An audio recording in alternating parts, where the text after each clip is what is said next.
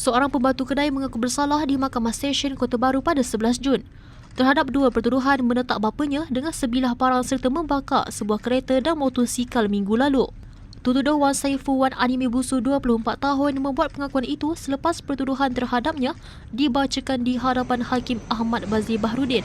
Mengikut pertuduhan, dia didakwa dengan sengaja menyebabkan kecederaan terhadap bapanya, Wan Anime Busu Wan Yusof 59 tahun dengan menggunakan sesuatu alat untuk memotong iaitu sebilah parang.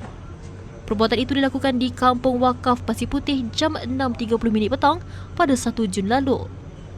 Dia didakwa mengikut Seksyen 324 Kanun Kesesaan dan dibaca bersama Seksyen 26A Kanun Kesesaan yang membawa hukuman penjara sehingga 10 tahun atau denda atau sebatan atau mana-mana daripada dua hukuman itu jika disabit kesalahan. Pertuduhan kedua lelaki itu didakwa melakukan khianat api, menggunakan petrol dengan niat untuk mengakibatkan kebinasaan